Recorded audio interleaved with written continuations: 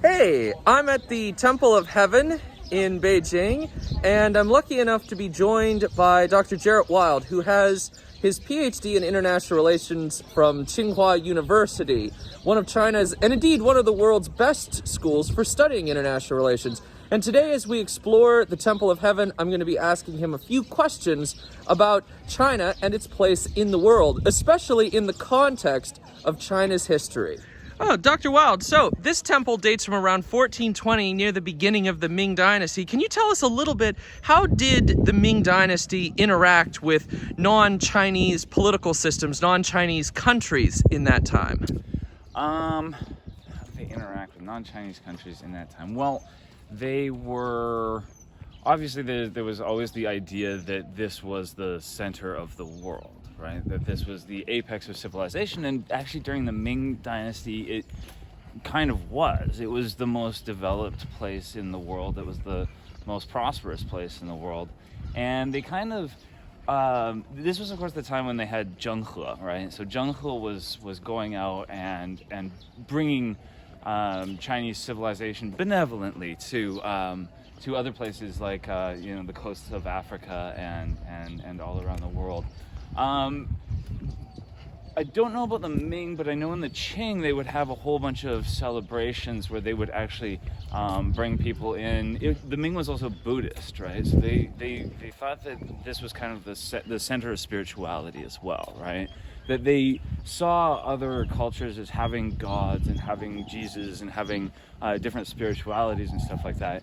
But at the end, they really wanted them to understand the sort of the superiority and righteousness of the Chinese emperor, right? So the way that they saw other countries, it was obviously in more of a spiritual sense. They saw themselves as being I wouldn't say spiritually superior, but more spiritually enlightened, I guess is what you would like. The emperor was the human manifestation of heaven on earth, right? So he was basically God or Jesus, and or like the personification of it. And so they generally saw themselves as being, they wanted that recognized by other people in the world. They wanted that sort of spiritual authority recognized. They wanted that sort of spiritual superiority recognized by different places.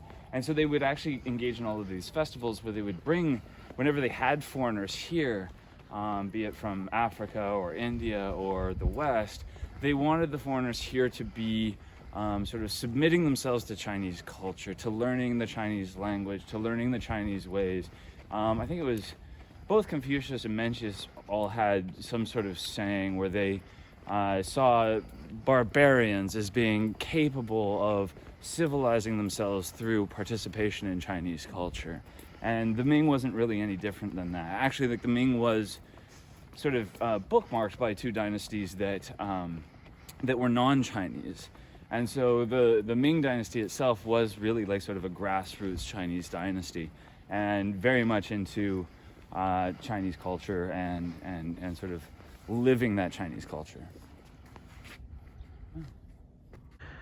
In the time of the Yongle Emperor, the Admiral Zheng He took the treasure fleet around most of the known world to establish trade and diplomatic relationships with all sorts of different cultures.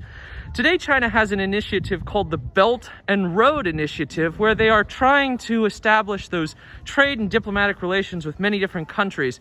Could you tell us more about the Belt and Road Initiative? The belt is the arc that goes across the landmass of Eurasia. It basically connects Beijing to the cities of Europe through all of Eurasia, through transportation networks. They're building a whole bunch of communication networks, and along the way they're building a whole bunch of power plants and other infrastructure projects, mega infrastructure projects that basically intend to develop that whole road from Europe to China or to Beijing. The road is the 21st century maritime Silk Road, is what they call it, and that would be Zheng He's old road, and that connects China through the Indian Ocean, through the South China Sea, Indian Ocean, all the way to East Africa, and that is basically made up of a whole bunch of ports and again development in those areas. However, the Belt and Road initiative is precisely just an initiative. It's just an idea at this time. It's they're still looking at strategies. They're still looking at how to actually materialize this. And so yeah, that's basically what the Belt and Road Initiative is. And yeah, it's a sort of revitalization of ancient trade routes, or China's ancient international experience, an international experience that essentially transcends the European international experience, which was basically sort of devised from 1500 on into the 20th century. But that one was primarily a maritime international experience, whereas China's international experience is continental. And so that's the major difference, and that's what the Belt and Road is trying to revive.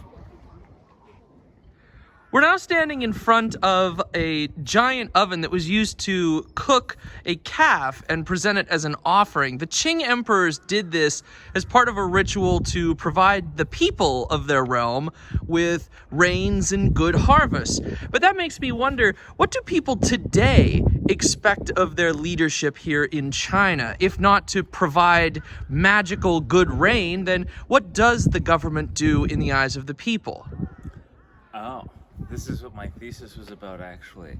So in the ancient times, the idea of the ruler was ultimately with China is you want to look at the forces of production. If you look at like the Chinese national spirit, it's ultimately about how to unleash production, how to improve, how to self-improve, how to build on what has already been done and improve some more. So that's why you have this focus on development, right? Because development, self-cultivation, development of the fields, development of the wild nature. This is all really heavily rooted in Chinese ontology and Chinese cosmology, right? So you have this idea in the I Ching, for example, that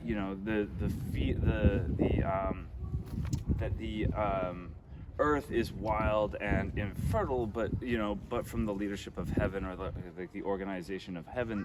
That heaven, of course, represents reason, but the organization that brings to the earth then makes it productive. So if you were to take, a wild forest, well, in Chinese cosmology, the wild forest isn't as productive as a farmed land, where the forest is then organized by the reason of heaven, which is embodied by humans and put into order so that it becomes more productive.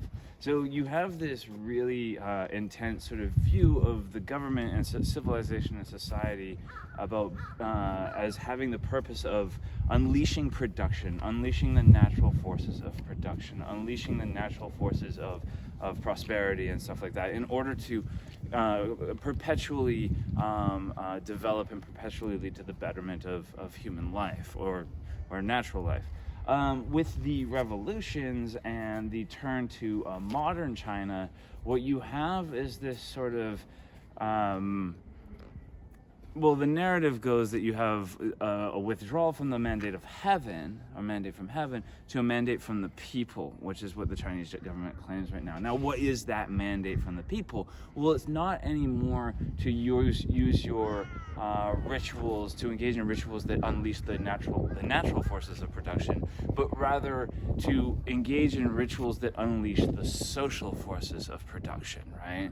And so that essentially is organizing society, creating certain social relations, political relations, economic relations, organizing those relations in such a way that leads to more production or industrialization or development. So basically what the general populace, I think, right now wants from the Chinese government is a consistent development. If the Chinese government maintains high development rates, high industrial rates, high industrialization rates, then it ultimately is legitimate in the eyes of the people. Now, if that development, if the social forces of production are organized in a way that inhibit that development or lead to a stagnation in that development, then you might see problems with legitimacy with the Chinese government. Dr. Wilde, if I went back to England in 1420, I would probably know a lot of vocabulary, but I would have a really hard time understanding the English of that day. your Chinese is pretty fantastic, but if you traveled back to 1420 when this temple was being constructed, would you be able to communicate with the Chinese people of that time? Well, it's hard to say. I mean, back in those days, yeah, the way they spoke would probably almost definitely be different from the way that they speak today. When we look at a lot of their writing, of course, they wrote in Guwen, which is really quite removed from actual spoken Chinese. Again, I'm not too sure if it was that removed from how they used to speak back in those days, but it is very rudimentary compared to, you know, what the necessities for actually communication are. The Chinese that's spoken today, which is known as like sort of Baihua, like when we read something today, it's not in Guwen, and it's not in an inaccessible sort of aristocratic version of Chinese. It's in a very sort of accessible version that's able to be sort of read by the common person. So yeah, it's likely that that Baihua basically came around at the beginning of, probably in like the 1800s sometime, at the end of the Ming Dynasty. So it's hard to say. It's possible that some of it I might have been able to grasp, but at the same time, there's a number of different dialects involved in Chinese. The one that is known as Mandarin today is a northern dialect, right? That is the dialect that was spoken kind of in the north and around Beijing. And it's actually, from what I've heard, it's the Manchurian dialect. That's why it's called Mandarin, right? It's that Manzuhua, right? So it's like the Manchurian dialect of Chinese. Back in those days, it might have been, during the Ming Dynasty, it might have been something a little bit more like Cantonese, or something like more Nanjingese or Shanghainese or something like that, depending on what the overall, like the sort of Putonghua, or the common language, sort of was defined as. And it is likely too that perhaps in those days they didn't have a common language as far as spoken language goes. China's always been a country that has a bunch of different dialects that are then united through the writing system. So I might be able to write something in Beijing and have that read and understood in Guangdong. But if I were to travel from Beijing and go to Guangdong to speak, it's likely without that sort of common language, or that authoritatively defined dialect, that you wouldn't be able to understand people all over China, and that Chinese people from different parts of China wouldn't have been able to speak the same language, although they would have been able to read the same language. Well, here we found a very lovely spot. This is the remnants of the Ming city wall. So this was the wall built around the inner part of Beijing by the Ming Dynasty. And Jarrett, you've been living in the city of Beijing for a really long time. Can you tell us a little bit about your own history in the city and how you've watched the city change around you? Oh, okay. So I came here in 2010, and yeah, it was kind of a crazy city at the time. I wouldn't say crazy, but it had a real Asia quality in that you had markets all over the place, right? You would go out and the city would come alive at night, right? At night you would have, you know, as soon as the sun went down, all of a sudden you'd have people putting out all sorts of blankets with all sorts of goods on them, and you could walk down the street and like you would barter for things, and you'd eat street food, and this would kind of be all over the place, right? Like in all these different corners in Beijing, like all these like sort of informal communities sort of spontaneously coming up. And then things started to change. Basically what happened was they started developing, right? And so they started basically going into some of these areas like Udaoko, and they would build planters along these sidewalks, so that there wasn't really room anymore for these vendors to sort of spread their stuff out, right? And then there wasn't really room anymore for like the food vendors to put their carts out and stuff like that. So they just kind of all disappeared. And then you had a whole bunch of different streets all around the city that would just slowly start to close down and get cleaned up. And you had that sort of those sort of spontaneous night markets replaced with really grandiose shopping centers that catered to basically like the super rich, right? It had all sorts of, you know, Canada Goose or Guess or Tommy Hilfiger, all sorts of international name brands that would come in. You started having you know, the hutongs were the heart of Beijing, where you had all of these little shops and doorways and everything like that all throughout the hutongs. And then in about 2015, 2016, you had what's called the Great Brickening, where they basically made a law where nobody could have a storefront that went out into the hutongs. So they basically closed down all of those. So there was no more bars in the hutongs anymore. There was no more life in the streets of the hutongs anymore. And that's basically kind of gone on until now, where it's basically all closed down. I want to say thanks again to Dr. Jarrett Wilde for his time and his answers. And thank you all for watching.